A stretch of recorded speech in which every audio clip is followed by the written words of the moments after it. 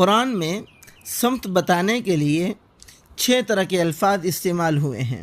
اہم الفاظ: سامنے، پیچھے، اوپر، نیچے، دائیں، بائیں۔ یہ الفاظ قرآن میں سینکڑوں بار استعمال ہوئے ہیں۔ بس انہی کو سمجھ لیں تو قرآن کے بہت سے جملے خود سمجھ آنے لگیں گے۔ پہلا لفظ امام، بین یدیہ، بین ایدیہم، معنی سامنے، امام سامنے، اور اسی معنی میں آتے ہیں بین یدیہ، اس کے سامنے، اس سے پہلے، بین ایدیہم، ان کے سامنے۔ قرآن کی مثال: مصدقا لما بین یدیہ، یہ کتاب ان آسمانی کتابوں کی تصدیق کرتی ہے جو اس کے سامنے، اس سے پہلے ہیں۔ اتقوا ما بین ایدیکم وما خلفکم، بچو اس عذاب سے جو تمہارے سامنے، تمہارے آگے آ رہا ہے اور تمہارے پیچھے ہے۔ خلف، پیچھے۔ دوسرا لفظ وراء، یعلم ما بین ایدیہم وما خلفہم، اور اللہ جانتا ہے جو کچھ ان کے سامنے ہے، جو کچھ ان کے پیچھے ہے۔ فوق، اوپر۔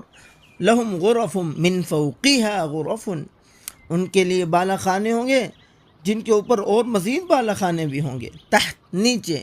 قد جعل ربک تحتک سریہ، تمہارے رب نے تمہارے نیچے ایک نہر جاری کر دی ہے۔ یمین، دائیں طرف۔ پانچواں لفظ وَنُقَلِّبُهُمْ ذَاتَ الْيَمِينِ وَذَاتَ الشِّمَالِ، اور ہم انہیں دائیں اور بائیں طرف کروٹ دیتے رہتے تھے۔ شمال، بائیں طرف۔ وَأَصْحَابُ الشِّمَالِ، اور بائیں طرف والے۔ مَا أَصْحَابُ الشِّمَالِ، کیا ہی برے ہیں وہ بائیں طرف والے۔ یہ 6 الفاظ سیکھ لیں، قرآن کی سینکڑوں آیات آپ کو خود بخود سمجھ آنے لگیں گی۔ آگے ضرور شیئر کیجئے۔